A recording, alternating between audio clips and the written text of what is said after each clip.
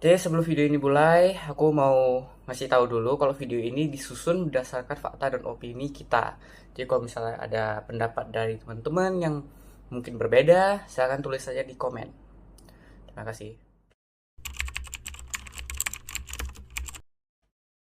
Halo, jadi pada kali ini saya akan membahas tentang chapter pertama, yaitu evolusi fintech. Evolusi alat tukar atau fintech bermula dari timbulnya kesadaran manusia kalau mereka tidak bisa hidup sendiri. Mereka membutuhkan pihak lain dan komoditas yang dimiliki mereka. Misalnya para peternak membutuhkan para petani untuk memberikan makan ternaknya, dan sebaliknya, para petani membutuhkan daging dan telur dari para peternak. Sebuah naluri yang melahirkan sistem alat tukar barter. Berawal dari sistem barter, manusia mulai menggunakan benda langka yang dikhususkan untuk bertukar, yang disepakati sebagai alat tukar universal. Benda-benda seperti kerang, tembakau, batu, perhiasan, perak, emas, dan sebagainya pernah menjadi alat tukar universal sebelum beralih menggunakan uang. Seiring berjalannya waktu, nenek moyang kita menyadari semua alat tukar yang digunakan tidak dapat diterima secara universal. Diperlukan alat tukar yang dapat diterima semua orang, yaitu uang atau fintech 1.0. Munculnya uang bermula sejak lebih dari 2000 tahun sebelum Masehi, di mana kala itu uang hanya populer dalam bentuk uang logam.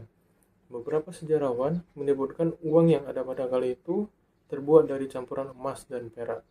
Barulah di daratan Cina pada akhir abad 10 muncul uang kertas pertama yang disebut Jiaoji. Sejak itu, uang kertas mulai menyebar ke seluruh kekasaran Mongol dan sampai ke Eropa diperkenalkan oleh Marco Polo. Pada tahun 1866, kabel transatlantik pertama memungkinkan transaksi bank antar negara atau fintech 2.0. Pada tahun 1960-an, muncul teknologi server dan mengizinkan diadakannya sebuah kartu yang kita sebut kartu kredit. Kartu ini kemudian menggantikan uang kertas. Pada tahun 1999, ada teknologi yang namanya internet. Muncul website seperti eBay. Hanya saja transaksi online pada kali itu prosesnya amat sangat menyusahkan. Di dalam eBay terjadi transaksi antara penjual dan pembeli melalui PayPal. Dari yang awalnya server ke web, selanjutnya pastinya mobile atau fintech 3.0.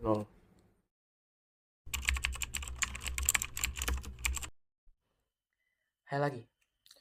Di chapter kedua ini aku bakal menjelaskan apa dampak dari digitalisasi fintech. Seperti yang kita ketahui, di era digital ini dewasanya semua hal yang kita perlukan dan kita ingin lakukan sudah bisa kita dapatkan dan kita lakukan hanya menggunakan gawai atau HP kita. Semua akses terhadap kemudahan ini sudah ada di telapak tangan kita, termasuk kemudahan untuk melakukan transaksi. Contoh inovasi yang menawarkan kemudahan untuk melakukan transaksi yang sering kita lihat dan sering kita lakukan itu seperti OVO, GoPay, Dana, dan masih banyak lagi yang telah memudahkan kehidupan kita untuk melakukan transaksi. Dari kemudahan sampai kemurahan yang ditawarkan saat melakukan transaksi. Namun, bagi sebagian orang, digitalisasi fintech memiliki dampak yang jauh lebih besar dari yang bisa kita bayangkan. Mungkin dampak yang kita rasakan sebagai pengguna dengan adanya dompet digital hanya sekedar kemudahan untuk melakukan transaksi, kemudahan untuk melakukan pembayaran. Namun bagi para vendor atau pedagang kecil, dampak yang mereka rasakan jauh lebih besar. Di mana dengan adanya aplikasi dompet digital yang bekerja sama dengan bank, saldo yang kita bayarkan ke mereka akan langsung secara otomatis masuk ke dalam rekening mereka. Di mana awalnya jika setiap kali mereka ingin menabung, uang yang sudah dihasilkan belum tentu akan bisa ditabung karena mungkin saja akan tidak sengaja dipakai. Namun dengan adanya dompet digital, saldo yang sudah dibayarkan akan secara otomatis dan secara tidak disadari masuk ke dalam rekening mereka. Terlepas dari semua keuntungan yang ditawarkan, teknologi tetaplah merupakan pedang berbelah dua. Bila tidak berhati-hati, kita bisa secara tidak sengaja menusuk diri kita sendiri. Selain meningkatkan ketergantungan kita terhadap gawai, perilaku konsumtif juga kian meningkat lantaran kemudahan untuk melakukan transaksi online yang ditawarkan oleh dompet digital. Di samping itu, resiko penipuan dan juga pencurian data selalu saja ada. Kasus penipuan di marketplace di mana para korban tidak mendapatkan produk yang sesuai sampai korban yang harus kehilangan sebagian besar dari hartanya semakin marak terjadi karena kemudahan yang ditawarkan oleh dompet digital dan juga marketplace.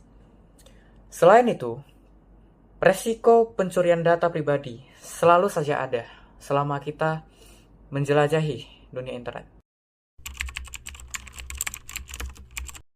Keamanan data adalah bagian yang sangat amat krusial dalam teknologi digital, dari web sampai ke mobile. Ketakutan bahwa data kita dapat dicuri kapan saja dan di mana saja seharusnya membuat kita semakin waspada. Sudah banyak kasus pencurian data dan kebanyakan disebabkan oleh hal yang seharusnya bisa dicegah, seperti penggunaan password yang terlalu simpel atau mudah ditebak.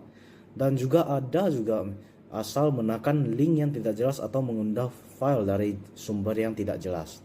Dan juga tidak menerapkan verifikasi 2 langkah melakukan transaksi dengan website atau aplikasi yang tidak diketahui keamanannya. Nah, semua hal tadi dapat menjadi faktor para pelaku kriminal di dunia maya, memanfaatkan kelengahan pengguna yang amat lugu untuk melakukan serangan atau pencurian. Digitalisasi memang memudahkan semuanya untuk pelaku kriminal, dari pencarian target, riset tentang target, dan sampai juga dengan eksekusi rencana tersebut.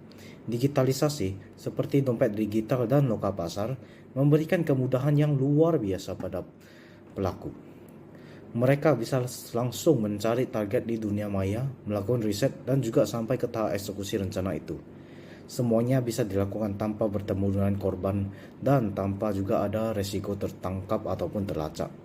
Korban berkisar dari yang ringan, sekadar tidak mendapatkan produk yang sesuai, sampai ke mengalami kerugian finansial karena penipuan yang menimpanya. Bahkan ada juga yang terus dicuri berkali-kali. Para korban umumnya adalah orang yang polos dan mudah percaya pada apa saja. Sebagai kita mengetahui tentang risiko yang dapat timbul dan yang dapat kita alami, maka seharusnya kita semakin waspada dan berjaga. Melakukan segala hal yang dapat dilakukan agar dapat terhindar dari risiko yang ada. Kasus seperti penipuan atau pencurian sudah seharusnya bisa kita hindari. Sebagai contoh, jangan asal menekan link atau mengunduh file yang tidak jelas asalnya dan dari pengirim yang belum tentu bisa dipercaya. Bila domain meminta Anda untuk mengirimkan informasi seperti foto, nama lengkap, nomor telepon, nomor KTP, alamat, dan lainnya, pengguna sudah seyogyanya mencurigai dan memblokir si pengirim yang tidak jelas. Era digital adalah era yang menuntut kita untuk tidak mudah percaya pada apapun yang disajikan, apapun jenis dan bentuk informasinya. Era yang memudahkan kehidupan kita. Hanya saja era ini bukan hanya memudahkan kita sebagai pengguna, namun juga memudahkan para pelaku kriminal di dunia maya. Edukasi dan kewaspadaan adalah kunci agar bisa terhindar dari segala ancaman seperti pencurian atau penipuan. Kita sebagai pengguna berhak mendapatkan keamanan yang layak kita dapatkan. Bukan berarti semua aplikasi dan website di internet tidak aman. Kebanyakan dari mereka sudah sangat aman jika kita bisa tetap menjaga kewaspadaan kita. Manfaatkan semua fitur keamanan yang tersedia dari aplikasi layanan yang kita gunakan. Dan jangan terlena atau melupakan resiko yang mengintai kita dimanapun dan kapanpun kita berada.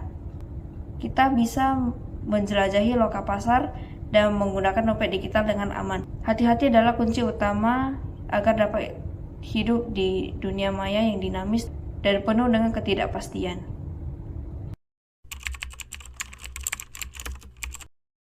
Dan setelah semua risiko, manfaat, dan aturan yang telah dipaparkan, apakah menurutmu dompet digital atau fintech 3.0 itu aman? Terlepas dari apapun yang kamu pikirkan tentang risiko keamanan dan celah keamanan yang ada. Tidak peduli juga apa yang kamu pikirkan tentang para korban yang mengalami kasus yang serupa. Dari ditipu sampai bangkrut. Kita pasti memiliki pemikiran, kalau aku pasti nggak bakal ketipu. Pemikiran inilah yang membuat kita menjadi sasaran empuk bagi para pelaku, merasa lebih hebat dari yang lain, mencemooh mereka yang menjadi korban. Tidak belajar dari kesalahan orang lain, dan malah semakin terlena dengan semua kemudahan yang tersedia, dan membiarkan diri kita terperangkap dalam jebakan tanpa umpan. Sekarang, apa pilihanmu? Pilih yang aman atau terlena? Semua ada di tanganmu. Oke, terima kasih buat kalian yang udah nonton. Kalau misalnya ada pendapat kalian yang tidak sesuai di video ini, silakan tulis di komentar. Dan jangan lupa like, share video ini kepada orang-orang yang kalian kenal. Bye.